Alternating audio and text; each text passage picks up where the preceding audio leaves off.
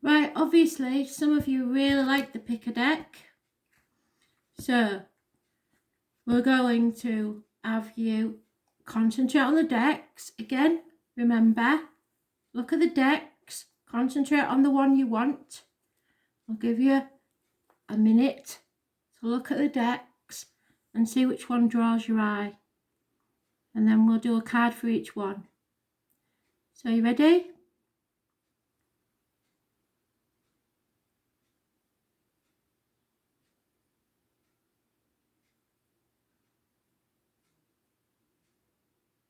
Spirit obviously like this one because they're at it with the lights.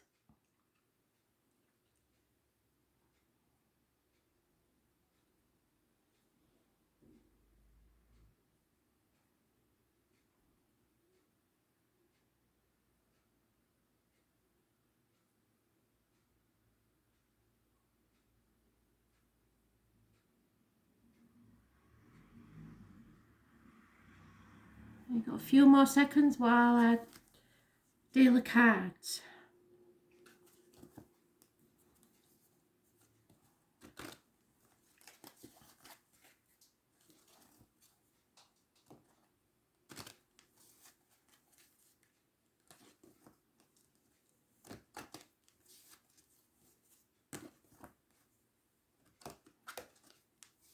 And we're ready. So overall energy for the decks. Take one for each deck. It's the first one.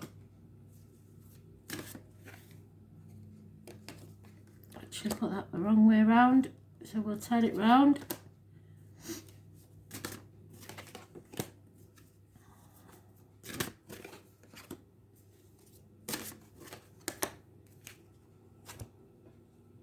First deck, Angel deck. You ready?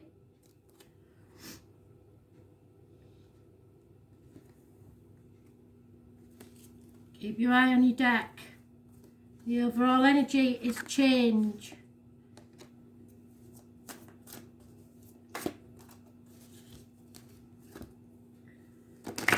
Change for the better. A run of good luck. Those born on the 10th, living or past, date for your diary and address, massively important in a positive way.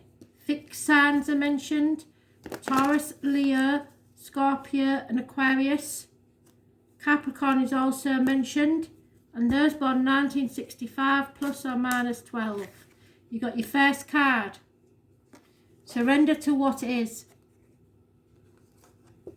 So, whatever you resist in life persists. Ask your angels to help you dissolve all the resistance of your ego, which is the inner conflict and struggle, the rigid mindset and habits, so that they can flood your life with higher truth and joy. When you surrender to the guidance of your higher self, all the energy you've been using to resist becomes available to you. Vitality, inner peace, harmony, and most of all love are your spiritual rewards. So flow with the pace of life, relax and tune in, then follow the guidance of your intuition, knowing that the angels will support you at all times. Surrender to the flow of life. So that's the angel deck. If you pick the angel deck, that's the one.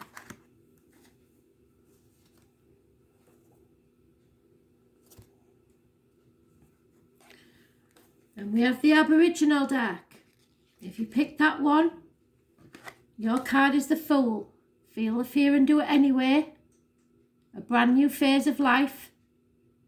Willing to let go of everything and leave with nothing but the shirt on your back. To follow your dreams, persevere and make them happen. Jump off the cliff and make your wings on the way down. That's my Dick Whittington card, remember? He went to London, even though everybody laughed at him and said he was stupid because he believed the streets of London were paved with gold. He got there and realised they weren't, but he persevered and became the Lord Mayor of London anyway. So this is feeling the fear and doing it anyway. Those born on the 22nd, living or past, date for your diary and address, massively important in a positive way. Your card.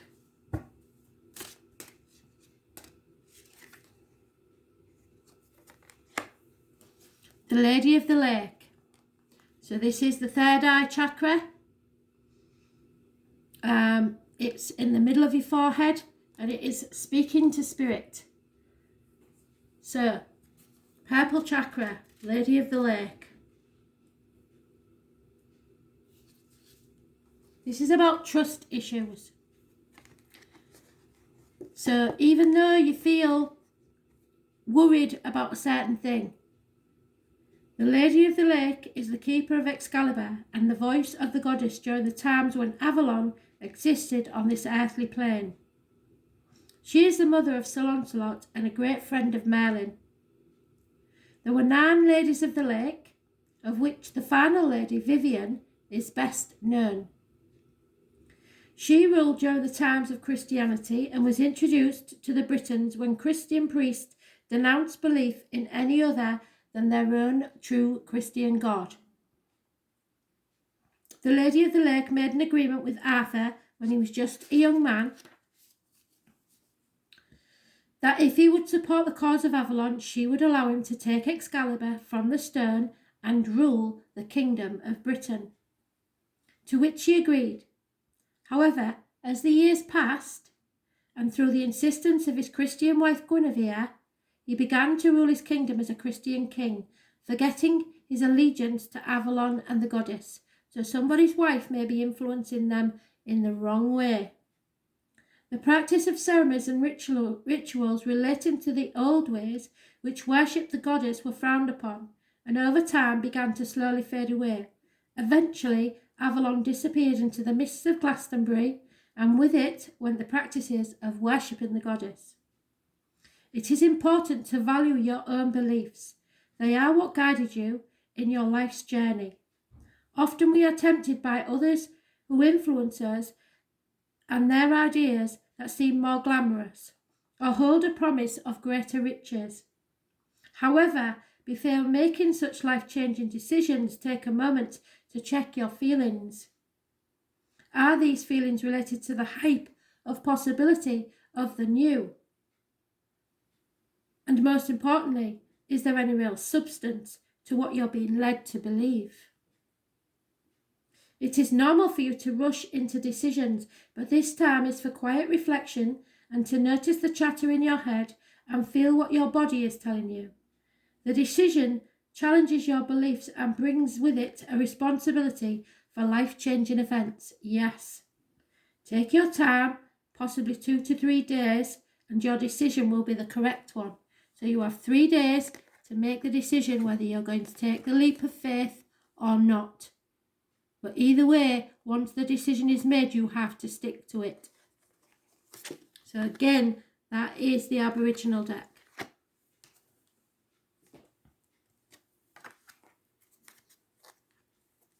The Wisdom deck, the Gateway. Can you see that? That's the one. If you pick that one, this is your card.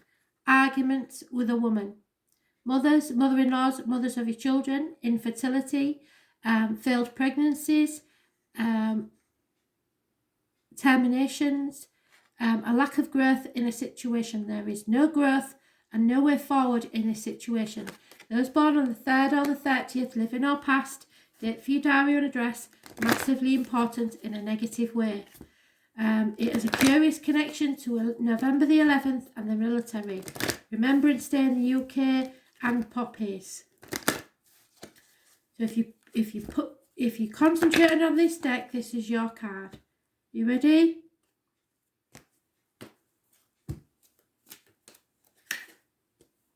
The Rainbow Prince, number 26, may be important to you.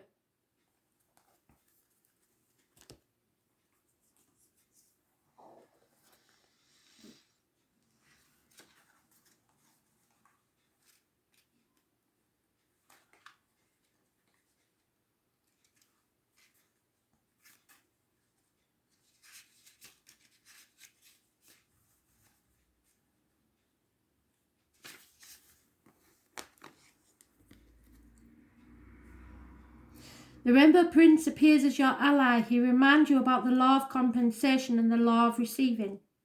After the rainstorms you've endured on your journey, the Rainbow Prince brings you a pot of gold. So you may be lacking at the moment, but the abundance is there, which is the result of your using all the elements in your inner light and reaching into the sky until you touch the material realm from one end to the other. This isn't always an easy process, and hard work must be rewarded by compensations. When you align yourself with an energy of giving the highest value, your compensation is inherent in the act itself. But the message here is more than that. The Rainbow Prince says to keep your sights on the sky after the rainstorm that may have upset your life. Follow your bliss to the pot of gold waiting for you. Perseverance pays off, and your rewards will be greater than you can imagine. So yes, you may lose something, lack of abundance, in a situation where you are arguing with a female, but the abundance will be there. Whether she will be is another thing.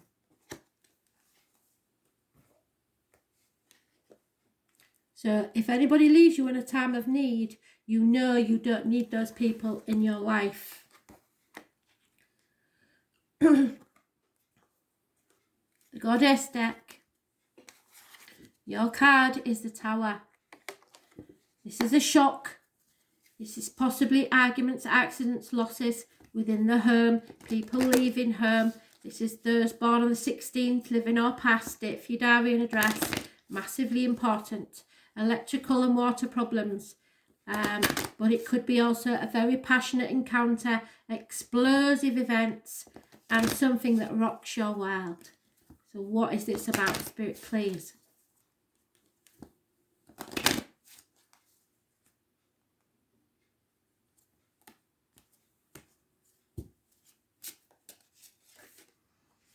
Isis, she's another wife that killed her husband, didn't she? So, Isis, let's see what she has to say.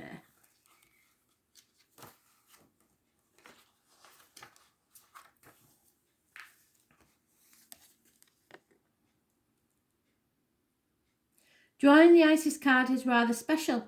She brings healing and love into the most intimate and vulnerable parts of your life, sexuality. So it is a passionate encounter. Wounds to our sexual identity and confidence can make our lives a misery, but drawing Isis signifies the healing is on its way. You may start perhaps through a relationship with another person or through self-development.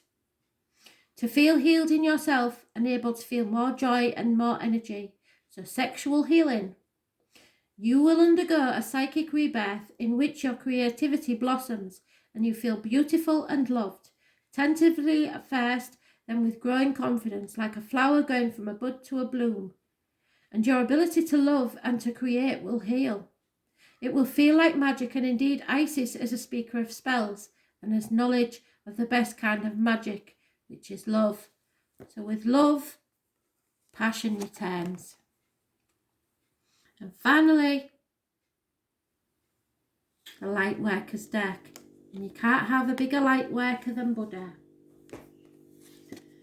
This is the Virgo card. This is anybody who connected to the health services, issues connecting to the health services, all positive.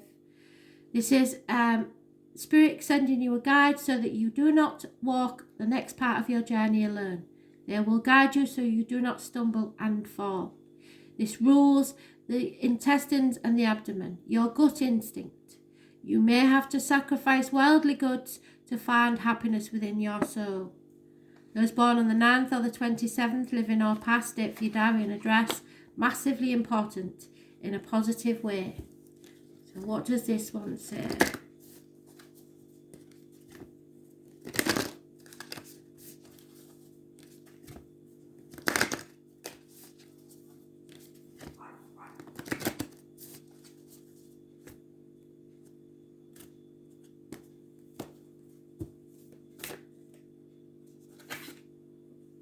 Mirror. Mirror, mirror on the wall, who is the fairest of them all?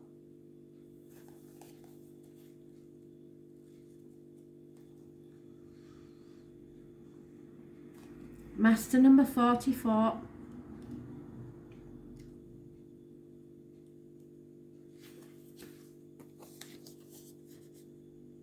You see the reflection?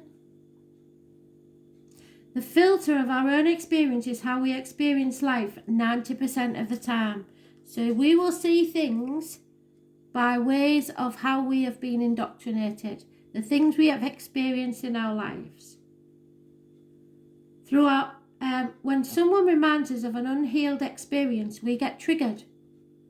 Often it's an unconscious thing. People and situations can trigger our mirrors to reflect back to us what we believe to be true about our lives. Mirror points to our shadow and our light. Mirrors revealing the parts of us yet to be accepted and witnessed or loved. This card is guiding you to look closely at what experiences or people are currently triggering in you what you could be mirroring back to you. When have you felt like this before? And could there be opportunities to heal something in you? Or are they shining a light on something that longs to be seen in you? This goes for the good and bad. So the people that we admire, there must be a part of them in us where we would like to be like them.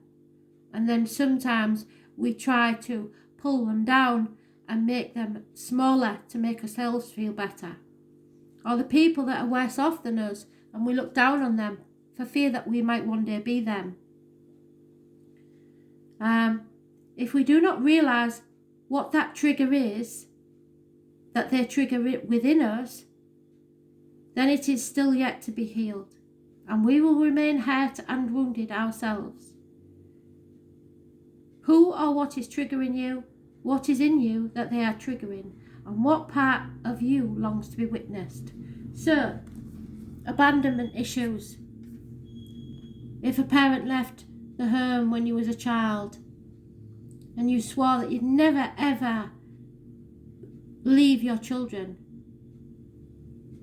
and then you're stuck in a miserable relationship and refuse to leave because of the children, they're your triggers. So, travel is indicated and sacrifices, but you have to follow your own inner happiness. I hope you liked that one. Thanks for listening. Bye.